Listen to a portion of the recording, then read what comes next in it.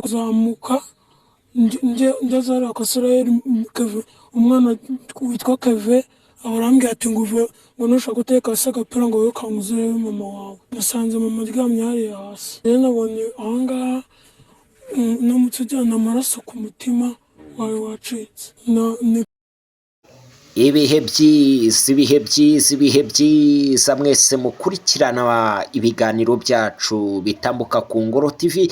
Amahoro y'Imana abane namwe 5 kuri 5 turahabaye ngo tubagezeho amakuru agezweho mu byiciro ibyo ari byo byose, cyane cyane ibyiciro by'iyobokamana ndetse n'amakuru agezweho hirya no hino mu isi. Amakuru atugezeho uyu munsi aka kanya tuvugana nuko mu Rwanda mu karere ka Kamonyi umugabo yishe umugore we witwa Mukandayisenga Alphonsine. Uyu mugabo atuye mu karere ka Kamonyi, umudugudu wa Rukaragata, umurenge wa Runda, akagari ka Gihara.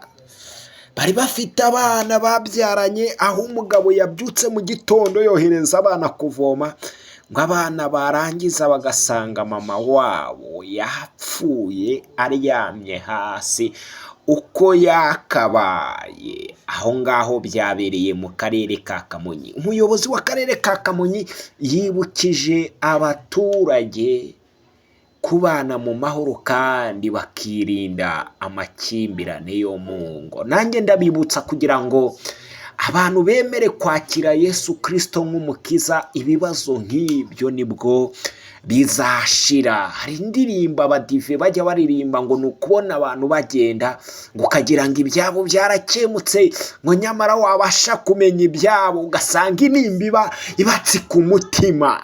Ngo baririmba indirimbo ikomeye bavuga ngo burya ingo nyinshi zirarazishya, ngo bwaca mu gitondo ngo bakabirenzaho bakambara maze bakagenda, ngo ababona barimo bagenda batemberana ngo bariya abantu ngo ibyabo byarakemutse, ngo nyamara inimba ibatsitse umutima.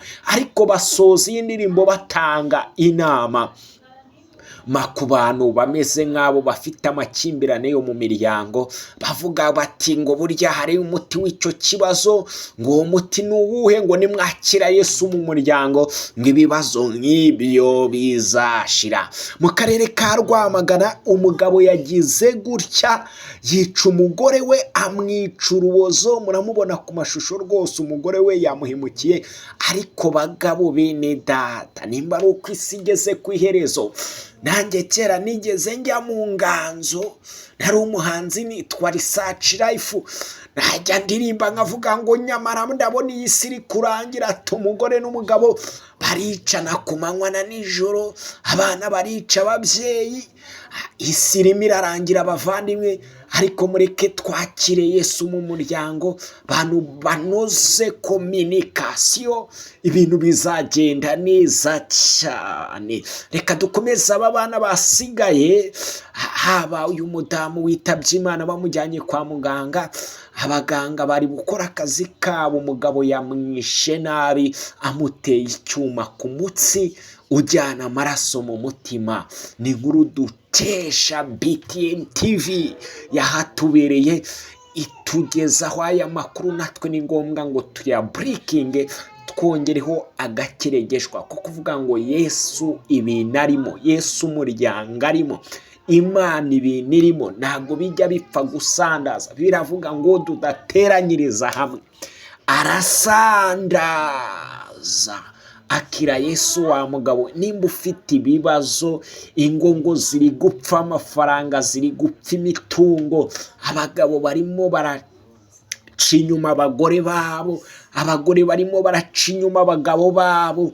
Ikibazo ni iki cyabaye bene data? Ni iki cyabaye?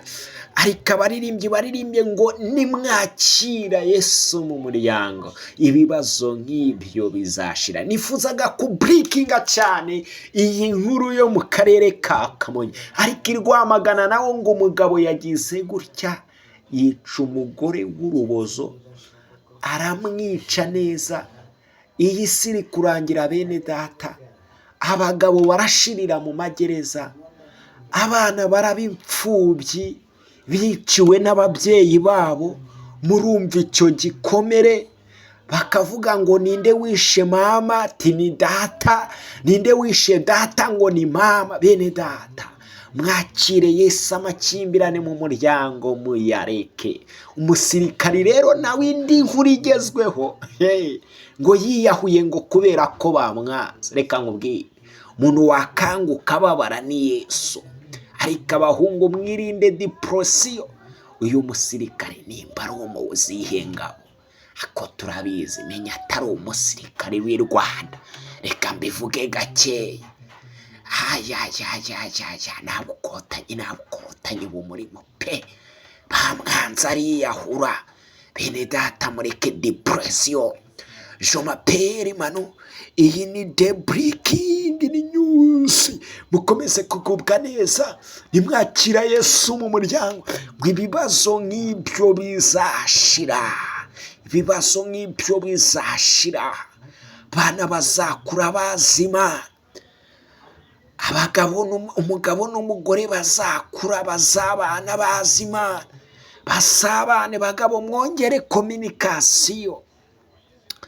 Ibyiza rero byo gutunga Yesu nk'umukiza,